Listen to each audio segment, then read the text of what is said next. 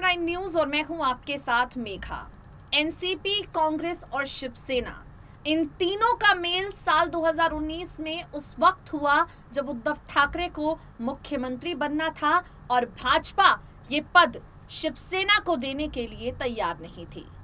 उद्धव ठाकरे बार बार अमित शाह से कह रहे थे कि इस बार शिवसेना और भाजपा का गठबंधन तभी होगा जब मुख्यमंत्री शिवसैनिक होगा।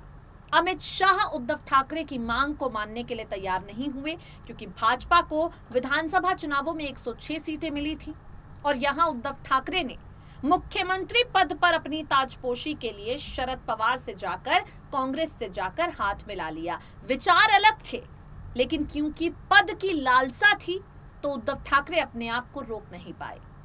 अब उद्धव ठाकरे के इस कदम के बाद एमवीए गठबंधन का जन्म हुआ। एमवीए महाविकास अघाड़ी गठबंधन यहां पर बना, जो गठबंधन तो कायम है लेकिन सरकार गिर चुकी है।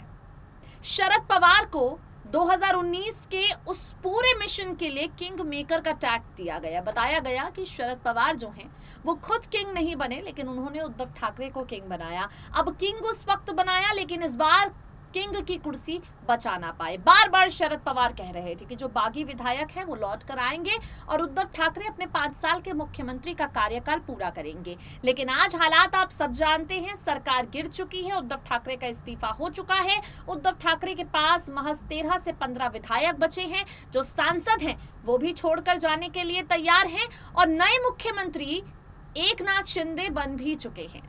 अब शरद पवार क्या करेंगे? आपको बता दें, शरद पवार इस पूरी प्रक्रिया में अब एक बार फिर से एक्टिव हो गए हैं। एनसीपी चीफ शरद पवार ने अपनी कमर कस ली है और अब शरद पवार ने एक रणनीति बनाई है जिसके तहत शिवसेना महाराष्ट्र में एक बार फिर से मजबूत होगी। महाराष्ट्र में शिवसेना को समेटने के लिए शरद पवार ने एक बार फिर से तैयारियां शुरू कर दी हैं। एनसीपी चीफ क्या कदम उठाने जा रहे हैं, अपनी खास रिपोर्ट के जरिए आपको सुनाते हैं, सुनिए जरा।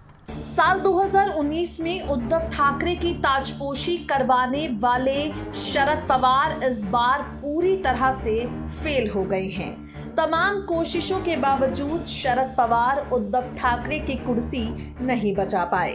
कोशिश की थी शरद पवार ने कि शायद उद्धव ठाकरे को ना छोड़ना पड़े मुख्यमंत्री पद, मगर अफसोस अपनी कोशिश में शरद पवार नाकामयाब हो गए हैं। आपको बता दें, शरद पवार की तरफ से विधानसभा में नेता विपक्ष का पद अजीत पवार को दिया गया और अब विधान परिषद में भी नेता विपक्ष का पद शरद पवार एनसीपी के नेता को देने के लिए तैयार हैं। शरद पवार के एमवीए गठबंधन के साथ 2024 में चुनाव लड़ने के ऐलान से ये साबित हो जाता है कि वो शिवसेना से बाहर राजनीति नहीं करना चाहते, लेकिन जिस तरह से एक के बाद एक शरद पवार शिवसेना के सामने एनसीपी को मजबूत दिखा रहे हैं, उससे ये भी पता चल जाता है कि वो महाविकास अघाड़ी गठबंधन में सबसे मजबूत नेता बनना चाहते हैं, सबसे बड़ी पार्टी एनसीपी को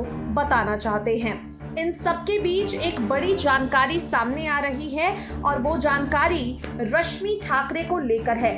आपको बता दें, आगामी बीएमसी चुनाव पर सबकी नजरें टिकी हैं और जो जानकारी सामने आई है उसके आधार पर बीएमसी चुनाव के मद्देनजर भारतीय जनता पार्टी के सामने एक बड़ा षड्यंत्र रचने के लिए शरद पवार तैयार हैं। जी हाँ, मिली जानकारी की माने तो अब शरद पवार ने रश्मि ठाकरे का सहारा लेने का फैसला कर लिया है।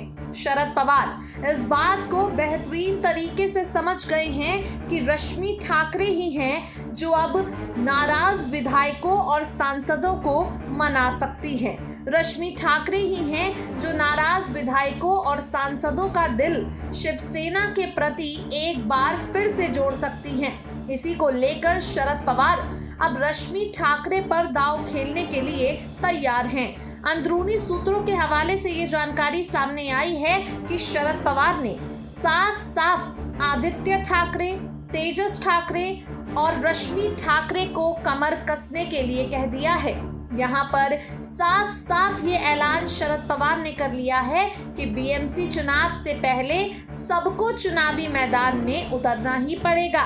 बीएमसी चुनाव से पहले सबको अपनी अपनी तैयारी करनी ही पड़ेगी और इसी को लेकर फिलहाल तैयार हो चुकी हैं Rashmi Thackeray. As per the report, सूत्रों से मिली जानकारी के आधार पर आपको बता दें, यहाँ रश्मि ठाकरे पूरी तरह से तैयार हैं शिवसेना में एक बार फिर से अपनी पकड़ मजबूत करने के लिए। न सिर्फ रश्मि ठाकरे बल्कि अब आदित्य ठाकरे और तेजस ठाकरे सब आप सभी को एक साथ उद्धव ठाकरे को कुर्सी वापस दिलाने के लिए, मजबूती देने के लिए तैयार हैं।